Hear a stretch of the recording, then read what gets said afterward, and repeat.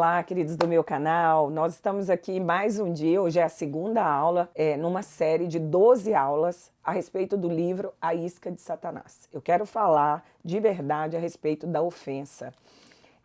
Existe um espírito, o espírito da ofensa, que vem de maneira muito poderosa atacando o povo de Deus, né? E ataca igrejas, ministérios, mas dentro da igreja eu posso categorizar duas categorias de pessoas.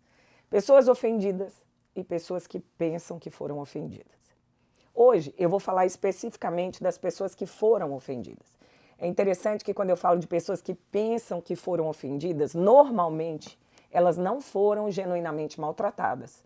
Na verdade, ou elas foram contrariadas ou elas se baseiam em mensagens, informações imprecisas. E aí elas vão formando aquela categoria de nível de ofensa na mente, elas vão guardando aquilo e de repente, muitas vezes, é formado por muita fofoca.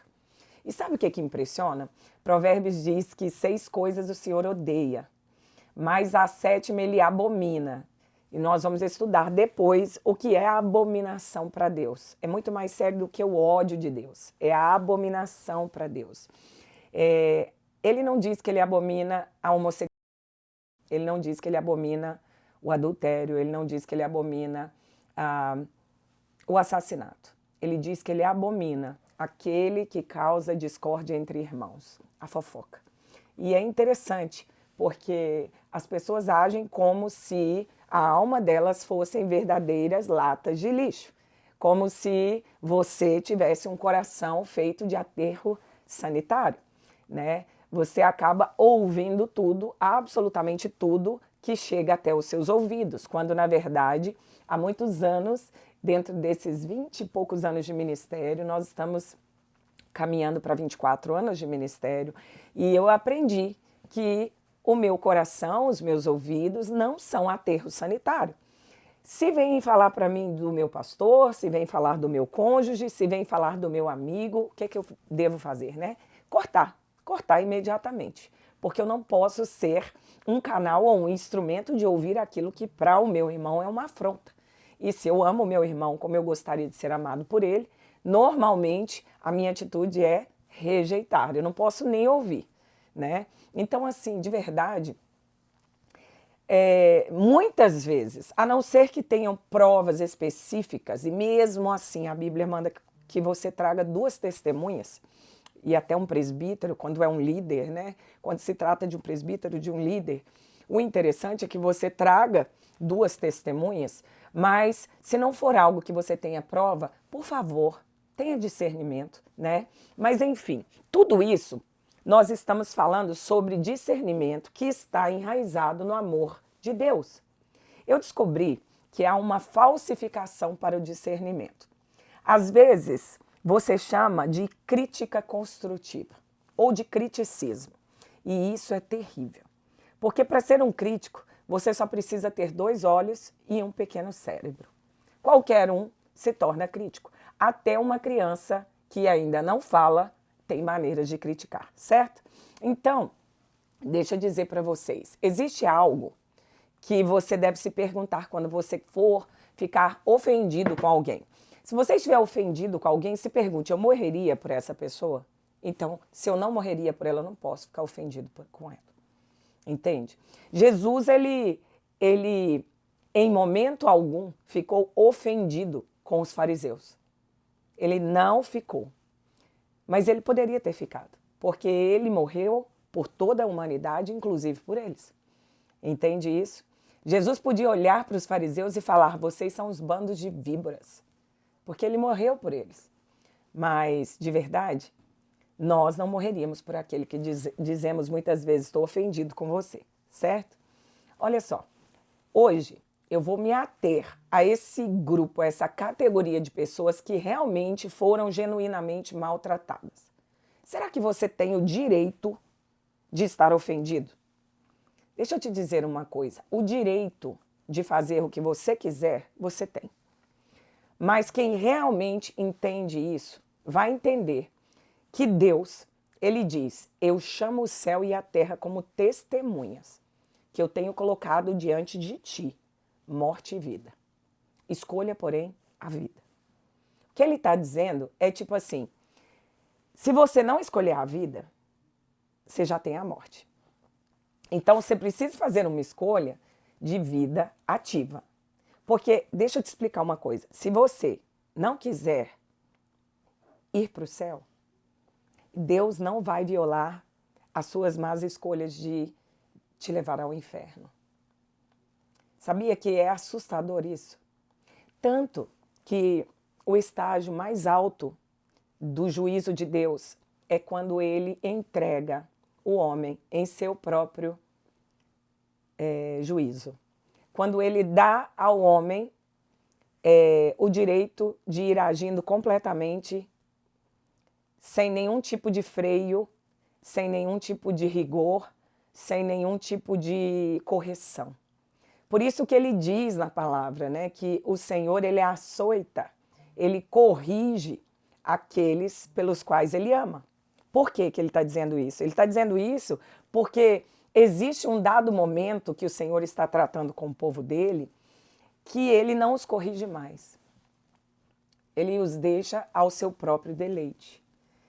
Esse é o pior estágio do juízo de Deus. Então Deus, ele é tão justo e nele não há sombra de variação que ele protege o direito de uma pessoa de ir ao inferno. Se você quiser ir para o inferno, é assustador, mas ele vai respeitar o seu direito. E é incrível, porque você não tem o direito de ficar ofendido. Se você for maltratado, é interessante que eu vou te dar um exemplo da vida de José. Amém?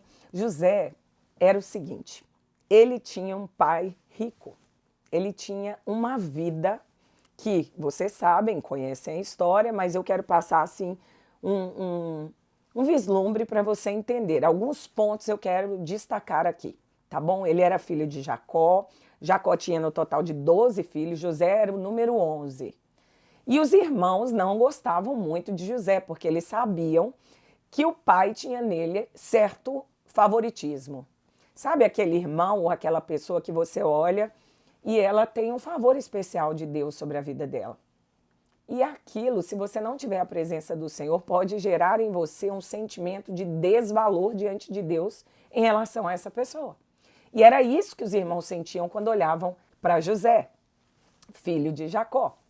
E aí, eles olhavam para a túnica colorida que o pai fez para o filho. E eles sentiam naquela túnica uma afronta. Um dia, José teve o sonho, né, que os feixes estavam ajoelhados ao redor dele, contou para os irmãos, né, e Deus mostrou para ele que esse sonho era algo espiritual. Significava que ele seria um líder e que os seus irmãos iam servir a ele. Aí, quando ele acordou do sonho, ele imediatamente compartilhou aquilo, todo empolgado com os irmãos. E aí, o que aconteceu? Ele foi dormir, de novo ele teve outro sonho, onde o sol e as estrelas se curvavam diante dele. E aí os irmãos ficaram loucos, porque eles entenderam assim, o que está acontecendo? Não satisfeito, José abriu para eles que o pai e a mãe deles também se prostravam diante dele, no sonho. Então ali foi o fim de José. Eles passaram a odiar ele. Então, esses 10 irmãos saíram correndo para o campo, foram trabalhar, na verdade eles estavam a alguns quilômetros de distância, muito longe. E aí a Bíblia diz que Jacó falou para José, para ver como os irmãos estavam e levar para eles suprimentos. Levou os suprimentos, porém, os irmãos, entendendo que era uma oportunidade oportuna, né, uma coisa boa naquele momento, pegar José e fazer com ele o que quisesse, já que o pai estava longe, eles bateram em José, machucaram, arrancaram a sua túnica, né, a tal túnica que trazia o sentimento de inferioridade neles, lançou ele numa cova. De repente, chegou os mercadores que estavam indo para o Egito. E aí eles disseram, olha, primeiro eles tentaram matar, depois eles disseram, não, mas se a gente matar, de repente podemos escolher algum tipo de juízo, mas e se nós vendermos ele? Quero ver se longe daqui como um escravo, ele vai governar sobre nós. Quero ver ele governar morto. Então, eles pegaram, rasgaram a túnica colorida, né? De repente jogaram ele no poço para morrer. Eles vendo que era uma situação oportuna para matar José ou para ficar livre desse irmão que, na verdade, representava uma ameaça, gerava neles um sentimento de ofensa. E aí eles passaram desse ódio, eles começaram a agir com a traição, não só ao pai, mas ao irmão José. Então, naquele interim, eles pegaram José, lançaram numa cova, roubaram a túnica dele, e aí vieram de lá alguns mercadores. Eles tinham a intenção de matar José, mas depois disse, não, vamos fazer o seguinte, vamos vender ele como escravo. E eu quero ver se agora ele vai reinar sobre nós. E aí, provavelmente, José, ouvindo tudo aquilo, entendeu que era o fim dele. Ele foi vendido nessa caravana ismaelita, né, que estava em direção ao Egito. E, de verdade, José, de ter uma vida completamente diferente dentro de casa, com um amor de família, porque apesar dos irmãos não gostarem de José, ele tinha o amor do pai, ele tinha um irmão mais novo, Benjamim. José simplesmente foi vendido. Ele foi como escravo. Na verdade, eles ganharam 20 peças de prata, venderam. E, de verdade, meus irmãos, José teve uma trajetória de ofensas atrás de ofensas. Quando os irmãos já estavam naquele estágio do ódio e partiram para a traição, ali já estava rendido diante de Deus o destino traçado de José. Pelos próximos 10 anos, ele serviu na casa de Potifar.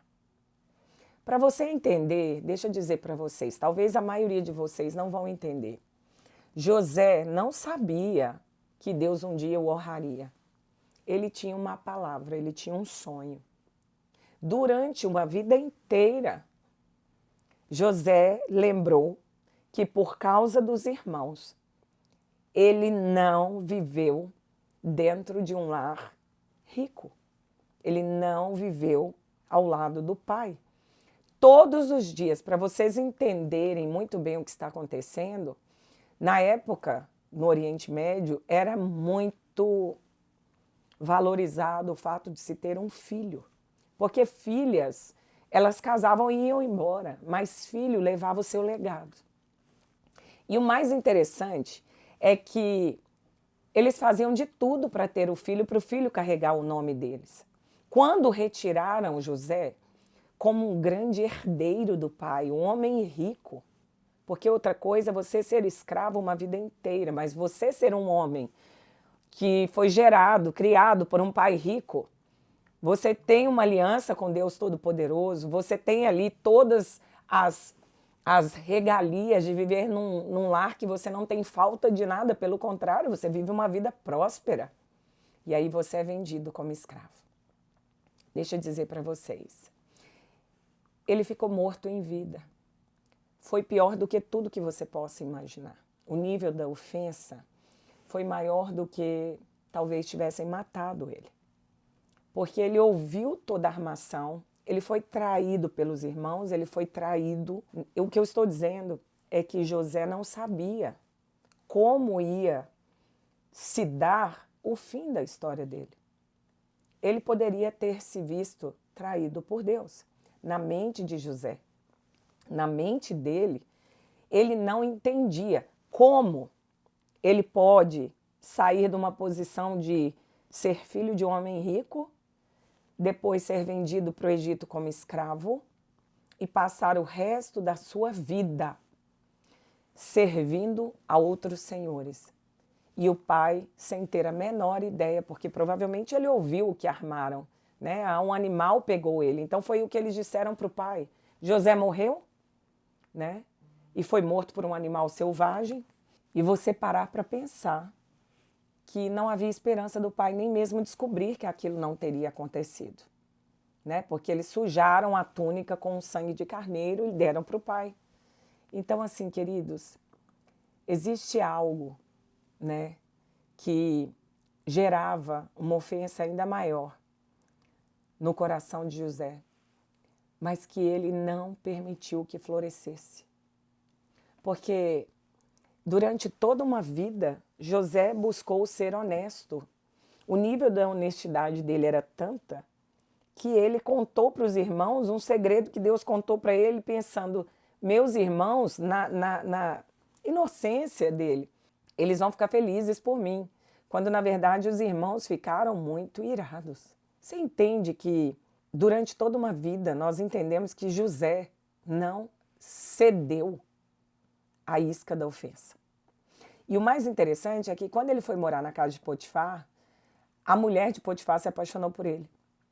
E ela era uma mulher devassa. E ela correu atrás dele para cometer adultério com ele.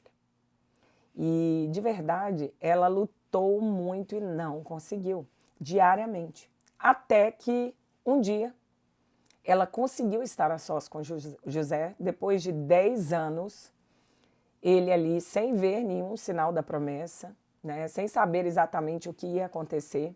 Mas José não sucumbiu ao pecado da sexualidade com aquela mulher, porque ele disse que ele não pecaria contra Deus.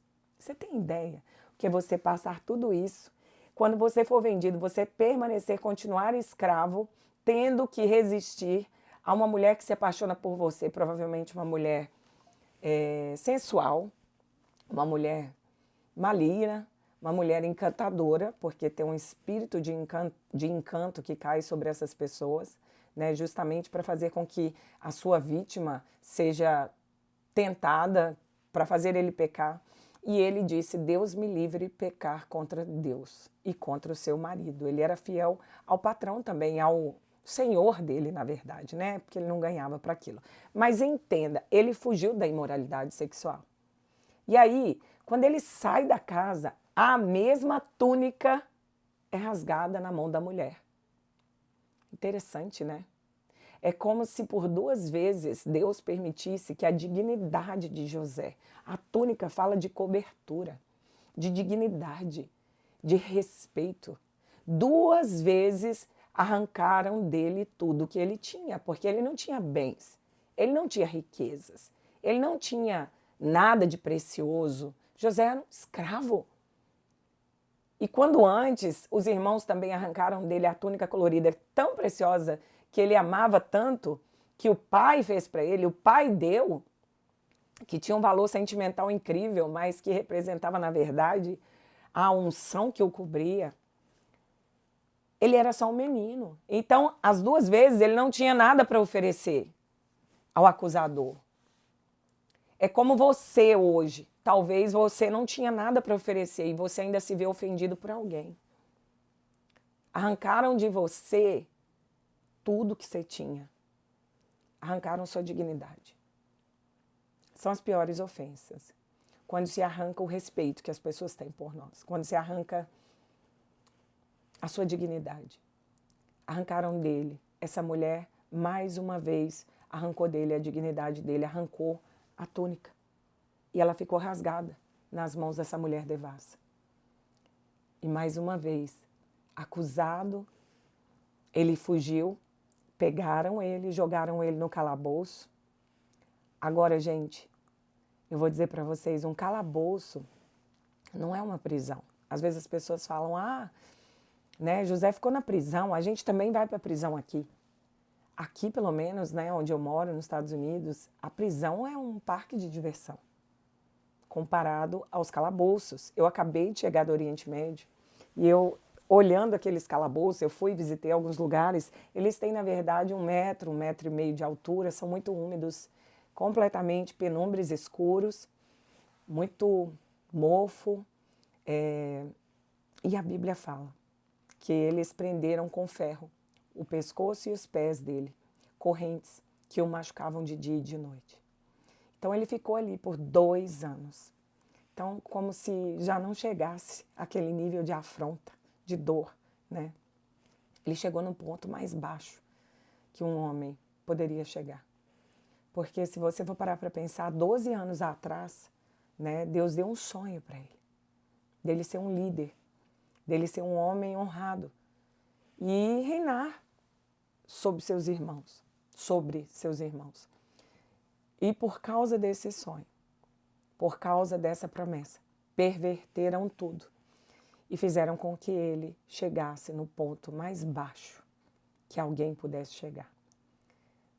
Aquilo gerou que ele caísse num poço, depois ele foi vendido, depois ele continuou escravo, humilhado, ele foi honesto e fiel com o Senhor, leal, não cedeu à imoralidade sexual, aí levam ele para um lugar terrível, porque ele não cedeu à imoralidade sexual e ele fica ali mais 2 anos. A Bíblia diz em Malaquias que Deus, nos últimos dias, ele virá como um fogo refinador. Sabe, quantos sabem que o refino não é confortável? Que quando Deus vem nos purificar, ele diz assim, haverá 2 grupos de pessoas na igreja. Haverá um grupo que vai dizer, que bom, Senhor, que nós te servimos, que nós obedecemos às suas ordenanças, os seus mandamentos, mas vai ter um outro grupo, que são os ímpios, que eles vão estar rindo, eles vão estar desfrutando da vida. E eu vejo o Senhor olhando para nós e dizendo, como vai ser a sua resposta ao teste que eu vou te submeter? Sabe, José deve ter pensado, quanto mais eu oro, mais as coisas pioram. Você já ouviu a parábola onde Jesus diz que a palavra foi semeada? Imediatamente as pessoas aceitam com alegria, mas depois vem aflição, vem perseguição, e aí começa a surgir que cada palavra vai de encontro àquilo e eu não acredito, e aí eu vou estar reclamando, maldizendo. As pessoas vão olhar também para a gente e dizer, poxa, esse povo não obedece a Deus, né? E outras vão dizer, vão estar dentro da igreja, olhando para os de fora e dizer, é mais feliz quem faz as coisas erradas. Porque eles desfrutam, eles fazem tudo de bom e nada acontece com eles. E Deus diz para eles, olha, eu faço justiça aos que me temem. Eu creio que haverá, dentro da igreja, haverão 2 grupos de pessoas. Aquele que o Senhor submete ao fogo refinador. Eu vou falar para vocês de coração.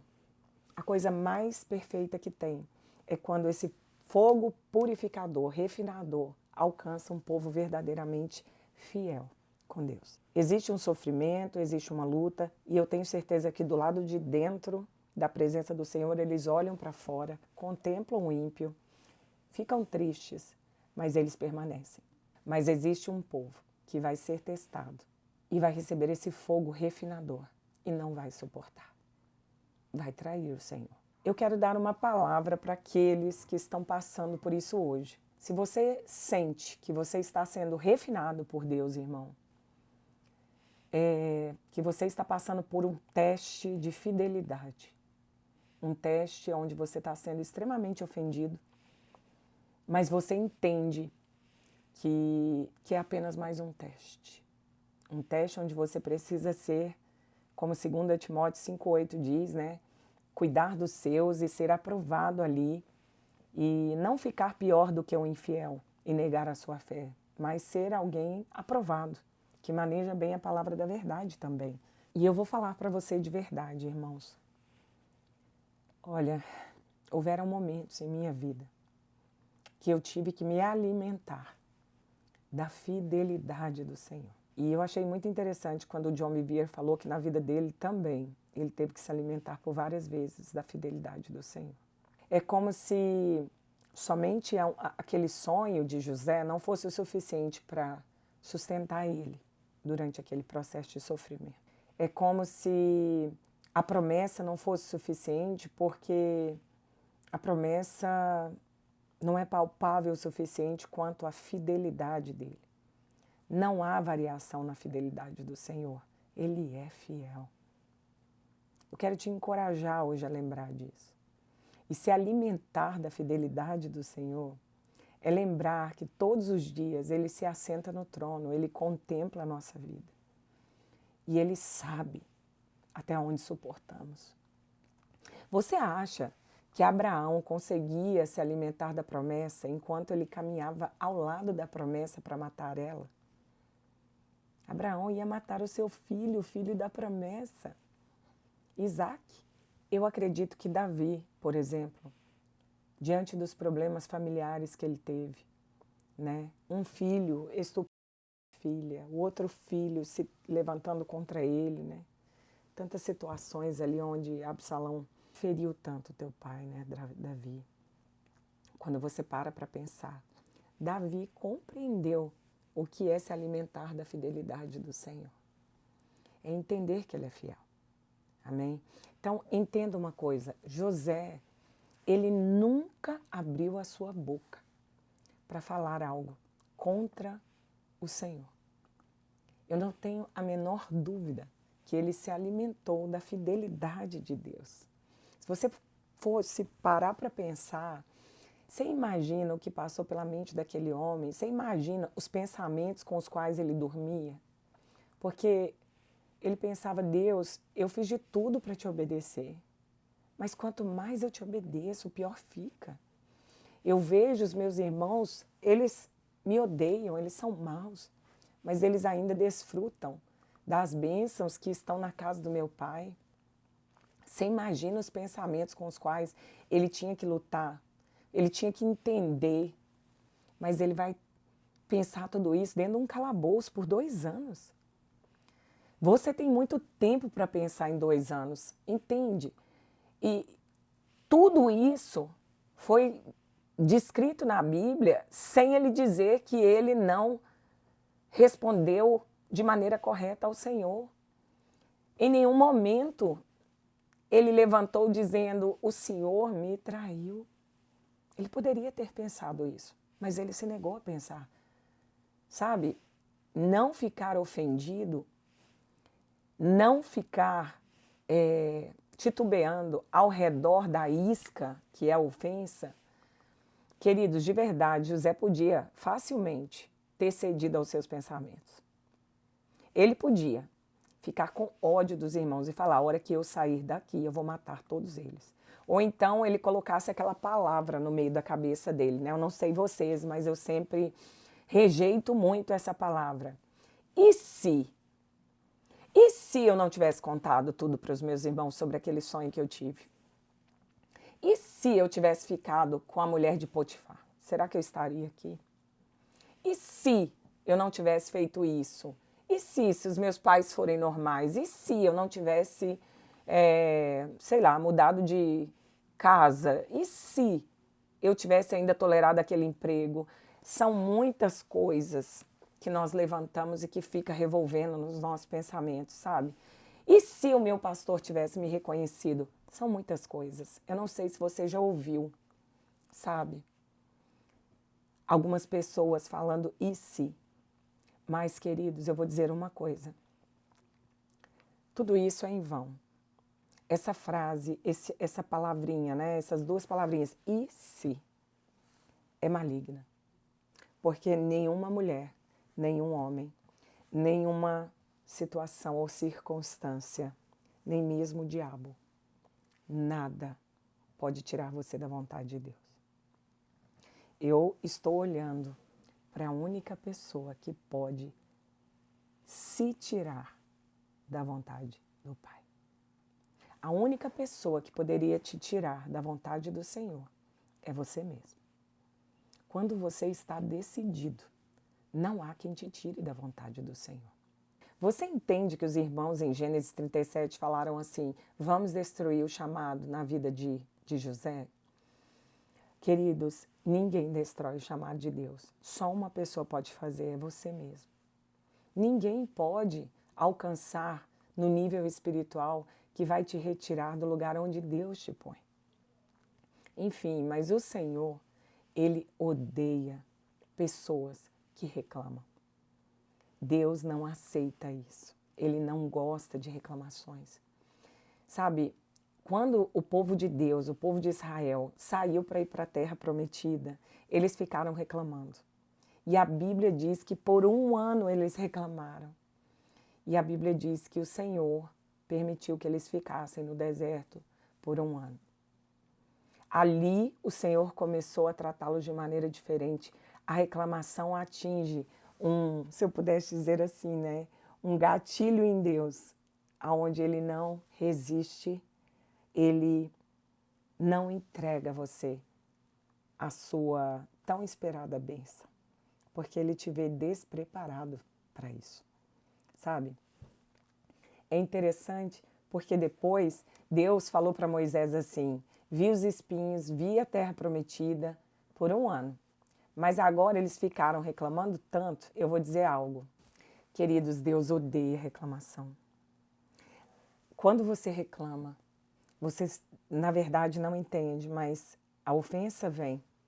E se você resistir e não reclamar, você é aprovado. Mas uma pessoa que reclama, na verdade ela está dizendo para Deus: você é incompetente. Eu queria ser você, porque eu não ia fazer o que você está fazendo.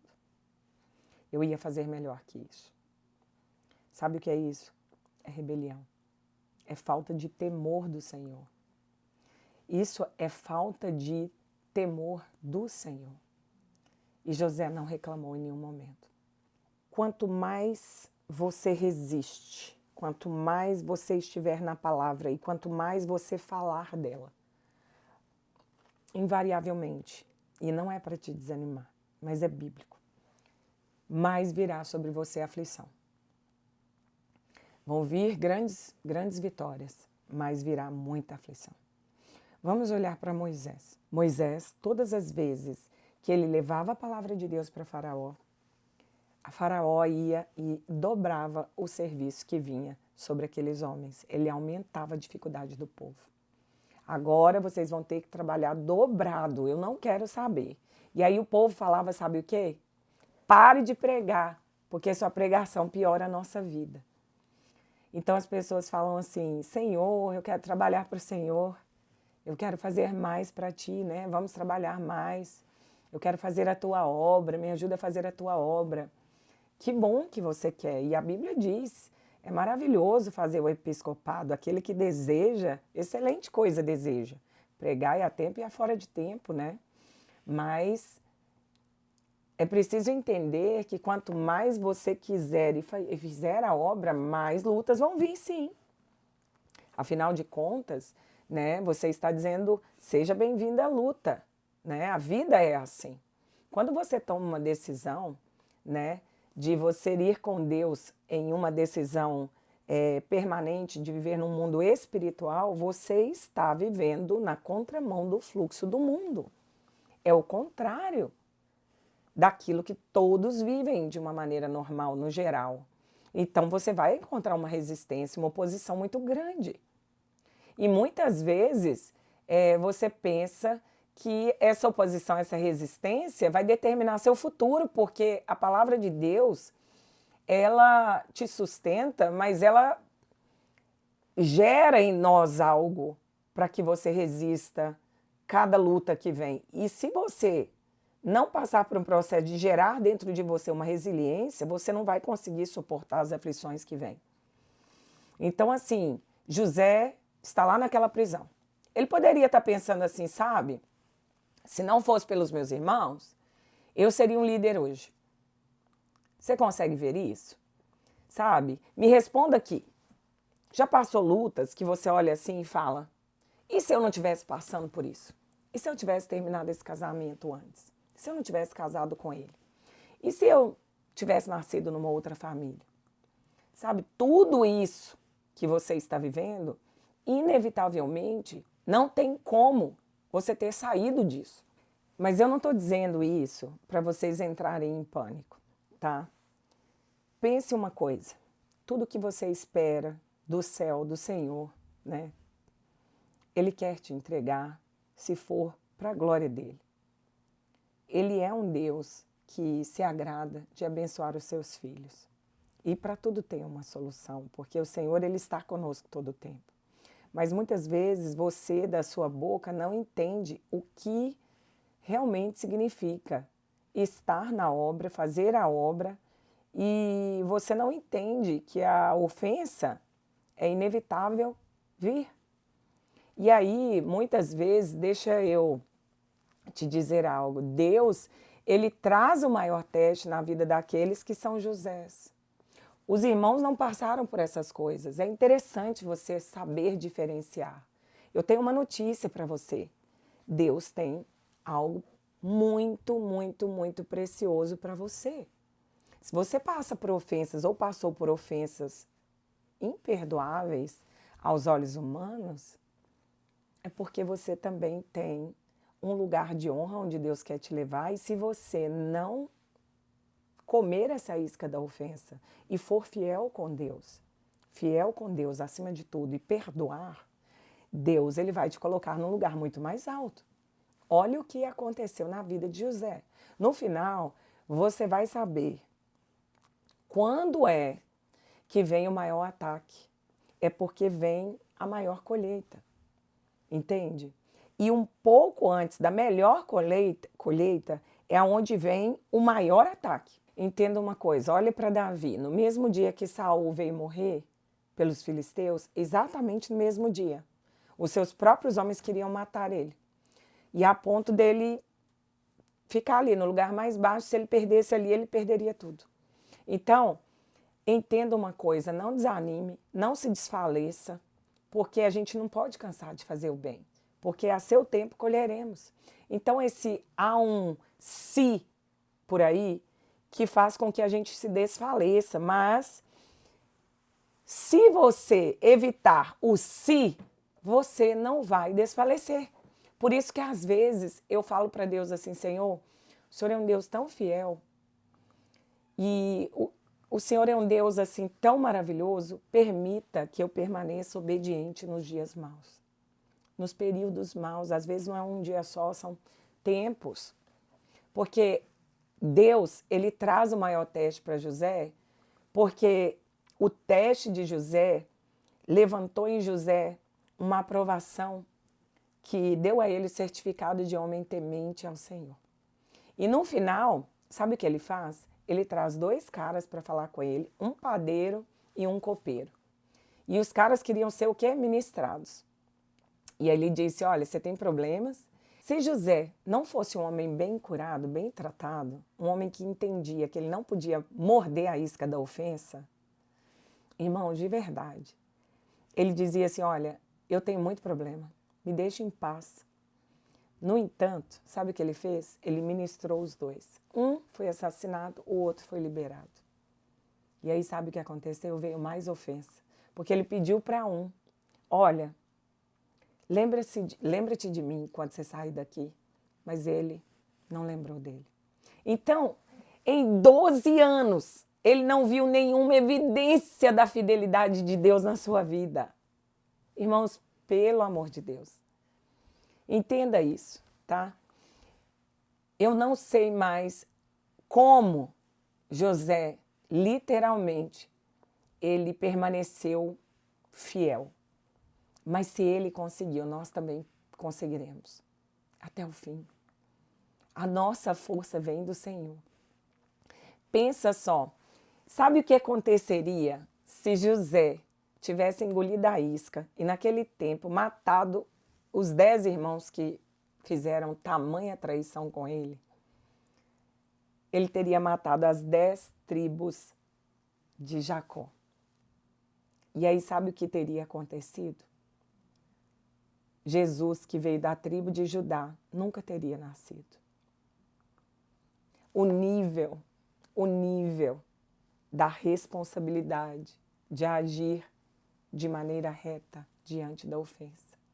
Se ele tivesse escolhido ficar ofendido com Deus e ficar ofendido com seus irmãos, ele ia sair daquele calabouço e ele teria matado 10 tribos de Israel, inclusive a tribo de Judá, de onde veio Jesus e Davi. Quer dizer, primeiro Davi, depois Jesus. Então, queridos, preste atenção. José teve, mais do que qualquer homem, o direito de ficar ofendido. Se é que eu posso falar assim, que ninguém tem. Nós temos que entender o propósito da ofensa. Mas isso fica para o próximo vídeo. Eu quero aqui dar um recado a todos os meninos e todos aqueles que estão ao redor e próximos aos meninos do LPD, que são os Libertos por Deus, do pastor Flávio Amaral e missionária Andréia. Não peguem a isca da ofensa. É só isso. Que Deus os abençoe em nome de Jesus e até a próxima.